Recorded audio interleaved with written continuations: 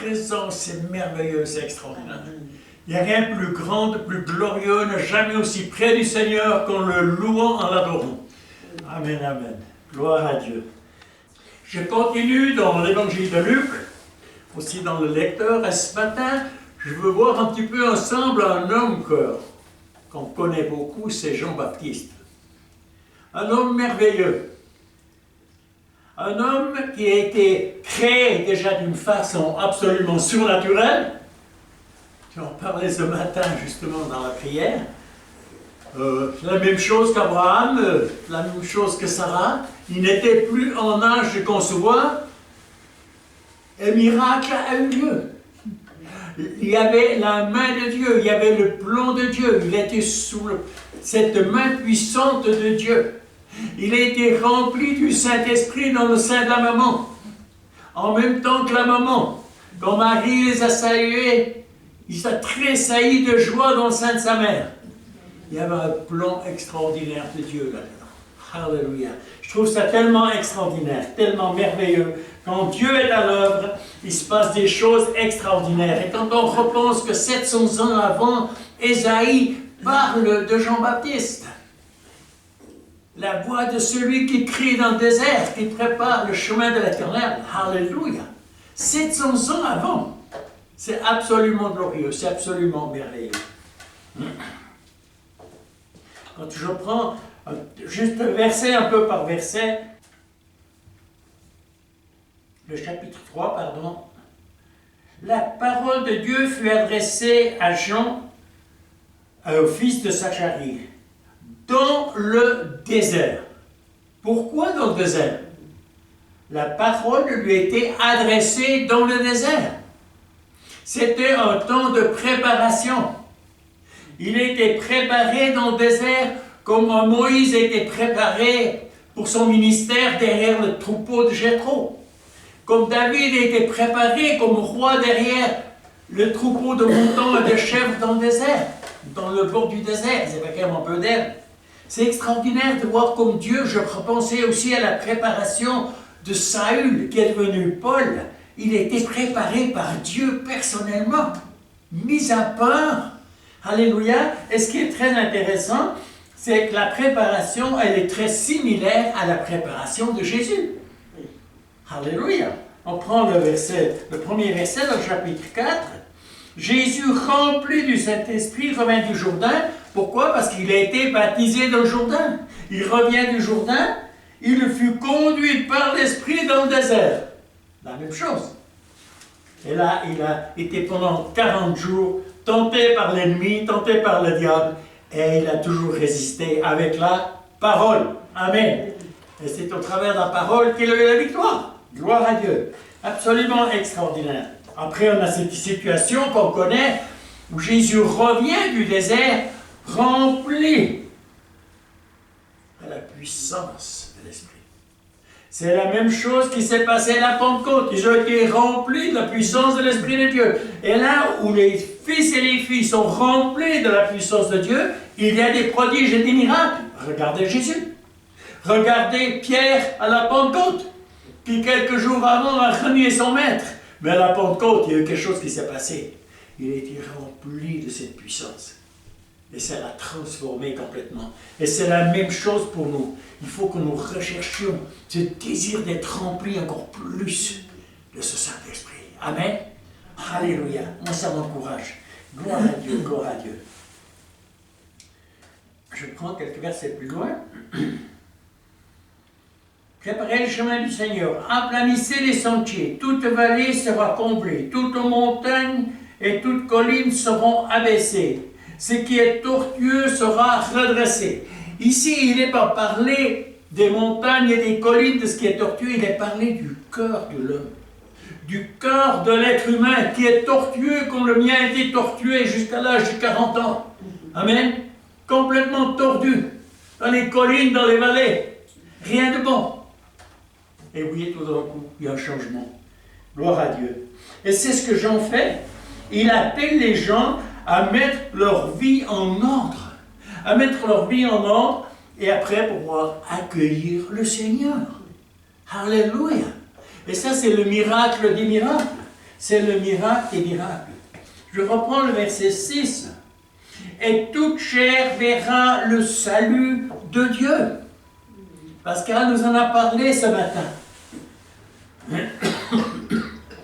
Toute personne peut accepter le Seigneur. Toute personne peut venir auprès de Dieu. Le prix est payé pour tout le monde. Il n'y a aucune exception. Alléluia. Et ça, je trouve vraiment extraordinaire. Et si on reprend Ésaïe 40 nous montre que Jésus n'est pas seulement venu pour les Juifs, mais il est venu pour tout le monde. Il n'y a pas d'exception. Bien sûr qu'il est parlé du peuple juif là-dedans, mais il est parlé de toute personne de la planète. Et ça, je trouve vraiment merveilleux. Verset 7. Écoutez bien, il disait donc à ceux qui venaient en foule pour être baptisés. Oh! En foule, ils venaient pour être baptisés, pour donner leur cœur au Seigneur. Est-ce qu'en esprit, on commence à voir ces gens qui se déplacent pour être sauvés, pour être baptisés? Est-ce qu'on les voit? Amen. Alléluia. Alléluia. Je trouve ça vraiment extraordinaire. Mais alors après, la situation, elle est quand même un peu spéciale. Il disait donc à ceux qui venaient en foule pour être baptisés par lui, race de vipères. Vous voyez un petit peu Jean-Pierre sur l'escalier vers la pharmacie. Race de vipères, convertissez-vous. On est quand même choqués. C'est une façon, mais encore une fois, dans ces paroles, il y avait la conduite de l'Esprit de Dieu. Les gens étaient là, ils étaient là en foule. Pourquoi? On revient au verset 3. Et il alla dans tout le pays des environs du Jourdain, prêchant le baptême de repentance à cause du pardon du péché. Il avait préparé, il avait prêché aux gens. Convertissez-vous, soyez sauvés, soyez baptisés. C'est pour ça, après, ils arrivent en grand nombre. Mais pourquoi est-ce qu'ils arrivent en grand nombre? Parce qu'ils attendaient la venue du Seigneur. Ils savaient que ce Messie allait venir. Il était annoncé. Et c'est pour ça qu'ils étaient à la recherche. Déjà même, la hache est mise à la racine des arbres. Tout arbre qui ne produit pas de bons fruits sera coupé et jeté au feu. On est un peu surpris par cette parole, mais ça nous rappelle la parole de l'évangile de Jean au chapitre 15, où il est parlé du cep et du sarment. Dans le fond, il y a la même parole qui revient. Si quelqu'un ne demeure pas en moi, il sera retranché et jeté au feu. C'est les personnes qui renient le Seigneur, qui n'acceptent pas Jésus comme Seigneur et Sauveur, qui sont jetées au feu. Et là, il va même écrit le feu qui ne s'éteint point. C'est très tragique, mais la bonne nouvelle, tout le monde peut venir au Seigneur. Tout le monde, c'est payé pour chaque personne, gloire à Dieu. Si on reprend après depuis le verset 10 au verset 14, c'est intéressant parce que là, Jean, il va mettre le point central sur l'amour et le respect des personnes. C'est intéressant. Bien sûr, au début, il y a cette phrase extraordinaire. La foule l'interrogeait disant, que devons-nous faire? Moi, je m'attends à ce que les gens viennent dire, et qu'est-ce que je dois faire? Je me sens pas bien. Je suis malmené, je ne dors plus la nuit. Qu'est-ce que je dois faire? Il y a une seule réponse. C'est Jésus-Christ qui donne la paix, qui donne le repos, qui donne le pardon. Amen, amen. Si mon comportement vis-à-vis du prochain est rempli d'amour, ça va toujours avoir un effet. Souvent plus d'effet que nos paroles. On prend un exemple. Si ce soir, il y a quelqu'un qui frappe à votre porte, et c'est un mal loti qui vient te dire « Je n'ai pas mangé depuis 3 jours, j'ai faim, est-ce que je peux avoir un bout de pain, de fromage ?» Si tu lui dis, tu fermes la porte au nez et tu lui dis « Dors bien », il ne va pas se convertir. Mais si tu lui dis « Allez, viens, on va partager. Et là, tu peux lui parler du Seigneur. Alléluia. Mais c'est des situations qui vont se présenter. On a toujours plus de mal au cul, on a toujours plus de drogués. C'est des situations qui vont se présenter. Et de ne pas avoir peur si quelqu'un vient, sache bien que le Seigneur est en contrôle de la situation. Ce n'est pas un hasard. Si une personne vient te frapper à la porte, ce n'est pas un hasard. C'est conduit par lui. Et tu peux, sans crainte, lui ouvrir la porte et lui parler de l'amour de Jésus. Jésus t'aime. Jésus t'aime. Même que tu aies des difficultés, j'en ai eu plus que toi. Il m'a aussi aimé, il m'a sauvé. Il a la même chose pour toi qui est prêt. Amen. La même chose. Alléluia. Gloire à Dieu. Et d'ailleurs, Jésus parle clairement dans ce texte, dans Matthieu 5, 38, 42. Je vous lis juste ça. Vous avez appris qu'il a été dit œil pour œil, dent pour dent. Ça, c'était la loi, ça. C'est pas très chouette, hein? Mais moi, je vous dis de ne résister aux méchants. Si quelqu'un te frappe la joue droite, présente-lui l'autre. Faut le faire. Je ne sais pas si pour vous c'est tout facile, mais je crois que par la grâce de Dieu, on peut y arriver. On peut y arriver. Alléluia. Si quelqu'un veut plaider contre toi et prendre ta tunique, laisse-lui encore le manteau. C'est l'amour du prochain. C'est l'amour, c'est le partage. Si quelqu'un te force à faire 1000, fais-en 2 avec lui. C'est extraordinaire. Donne à celui qui demande et ne te détourne pas de celui qui veut emprunter. Oui? Merci Seigneur, tu nous prépares. C'est pas toujours tout facile. Alors on vient vers ces personnes. Chapitre 10, donc je vous disais, la foule l'interrogea disant que devons-nous faire? Il leur répondit que celui qui a 2 tuniques, ça revient sur ce que dit Jésus, partage avec celui qui n'a rien. Que celui qui a de quoi manger agisse de même. Ça, c'est l'amour du prochain. C'est l'amour du prochain. Après, c'est intéressant, il vient aussi les publicains. Vous savez qui c'est, les publicains? C'était Zachée, c'était Matthieu, il y en avait plusieurs, qui étaient engagés par les Romains de prendre le plus possible d'intérêt, d'impôts, puis les mettre dans la poche, mais des fois, il y a encore un petit bout qui allait dans la poche gauche, qui était pour lui. On connaît un petit peu l'histoire, c'est pour ça que ces personnes étaient mal vues des gens, en général, elles étaient mal vues. Il vint aussi des publicains pour être baptisés et leur dire, Maître, que devons-nous faire? Il leur répondit, n'exigez rien au-delà de ce qui vous a été ordonné. Voilà l'ordre du Seigneur. Alléluia. Et puis après, c'est marqué, des soldats aussi lui demandèrent, que devons-nous faire? Il leur répondit, ne commettez ni extorsion, ni fraude envers personne, et contentez-vous de votre solde. Amen. C'est des choses pratiques, mais c'est très bien, je trouve, parce qu'il parle aussi de la situation de la vie, comme Jésus a toujours parlé des choses de la vie, de la terre, pour que les gens le comprennent bien. Après, la situation, encore une fois, on va revoir, comme le peuple était dans l'attente. Le peuple était dans l'attente de ce Messie, de ce Sauveur qui devait venir. Et c'est pour ça qu'ils commençaient à demander, et tous se demandaient d'eux-mêmes si Jean n'était pas le Christ. Ils ont pensé qu'il était le Christ qui devait venir. Et Jean, il va dire quoi? Il va dire non. Je ne suis même pas digne de délier les souliers de celui qui va venir. Il est plus grand que moi. Moi, je vous ai baptisé d'eau, mais lui vous baptisera du Saint-Esprit et du feu. Amen. Gloire à Dieu. Extraordinaire la réponse claire que Jean-Baptiste donne ici. Elle est extraordinaire. Alléluia.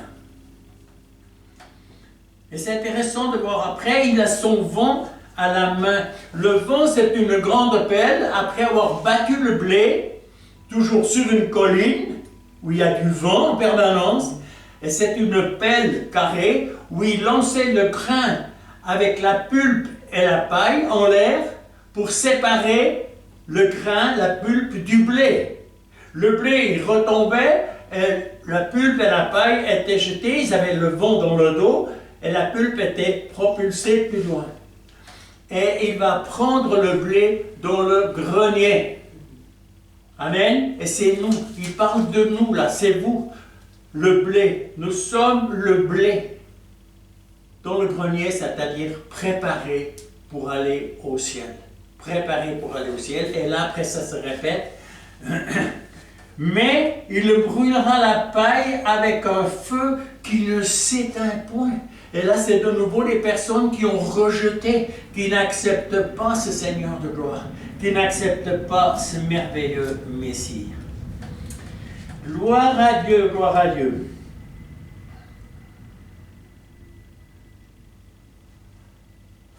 Et comme disait Pascal avant, on a cette décision à prendre. Il y a toujours une décision à prendre pour chaque personne sur cette planète Terre. Il y a une décision à prendre. Je dis oui ou je dis non au Seigneur. Je dis oui ou je dis non à celui qui est mort à ma place. C'est toujours une décision à prendre. Et on revient à son ministère au verset 18. C'est ainsi que Jean annonçait la bonne nouvelle au peuple en lui adressant encore beaucoup d'autres exhortations. Mais Hérode le tétrarque était repris par Jean au sujet d'Hérodias, femme de son frère, pour toutes les mauvaises actions qu'il avait commises, ajoutant encore à tout autre celle d'enfermer Jean dans la prison.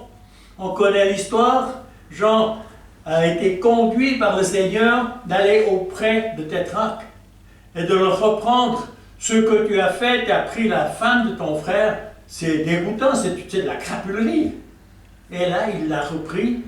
Lui, il l'a accepté en partie, et d'ailleurs, il aimait écouter Jean, mais alors sa femme, elle a réussi à tourner la situation pour que Jean soit tué. Ça, c'est une situation bien, bien tragique.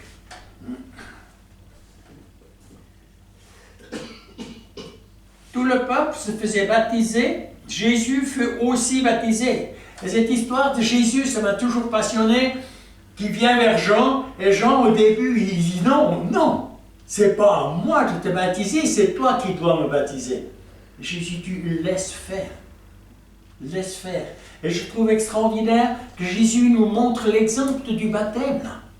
Lui qui n'aurait pas eu besoin d'être fils de Dieu, mais il l'a fait, il a voulu être l'exemple, et c'est ça qui est extraordinaire.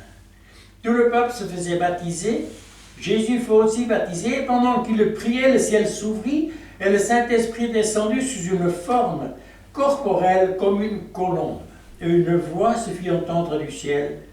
Ces paroles, tu es mon fils bien-aimé, en toi j'ai mis toute mon affection.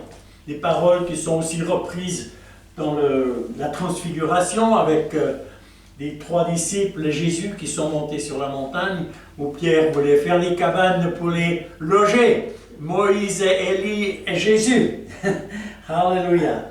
Mais c'est intéressant de reprendre ces paroles. Tu es mon fils bien-aimé en qui j'ai mis toute mon affection. Ces paroles, elles sont pour vous aujourd'hui.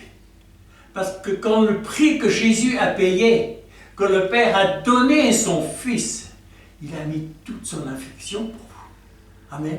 Il a mis toute son affection pour vous. Il a tout donné. Et ça l'a tout coûté, ça l'a tout coûté. Alléluia. Je veux clore avec la prophétie de Pierre Auffay. Je ne sais pas si, en français, je ne l'ai pas entendu, je l'ai entendu qu'en allemand. La prophétie pour l'année 2025. Tu as entendu quelque chose, Jean-Pierre? C'est 3 cadeaux. Hein? Il voit dans une vision des enfants avec leur grand sac à dos. Alors des enfants, ils posent ce sac et il va l'ouvrir. Et là-dedans, le premier cadeau, il est plutôt un peu négatif. Il va dire en 2025, beaucoup vont perdre leur travail. Qu'est-ce que tu fais quand tu perds le travail? Ça, c'est le point fort. Est-ce que tu regardes à Jésus qui va peut-être te donner une meilleure place qu'avant?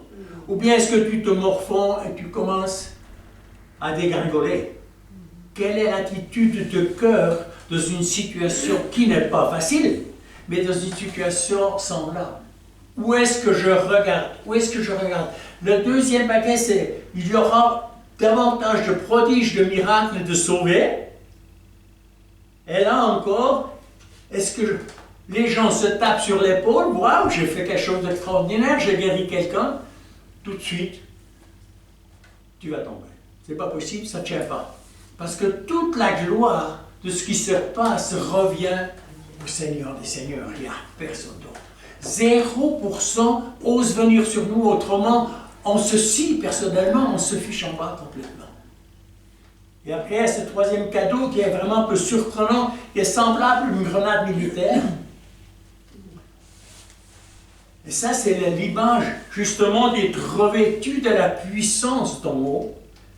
C'est ceux qui prennent vraiment pour eux ce ministère comme a été donné à la Pentecôte, comme il a été donné à Jésus après les 40 jours de tentation. Si nous saisissons cela, ça va avoir un impact beaucoup plus grand. Il va y avoir plus de réveil, il y aura plus de sauvés. Et après Jésus dit, mais c'est très dangereux. Et Pierre au fait, il dit, mais pourquoi c'est pas dangereux? C'est bon le réveil, c'est merveilleux, c'est quelque chose de bon. Il lui dit oui, mais ce qui se passe, c'est qu'il y en a qui vont recevoir ces cadeaux, ils vont aller dans des églises traditionnelles où tout est bien structuré, ils vont rejeter cela. Dans le fond, ils vont rejeter le Seigneur, ils vont rejeter le réveil. Et c'est ça que Jésus lui a fait comprendre, le Saint-Esprit lui a fait comprendre que c'était dangereux.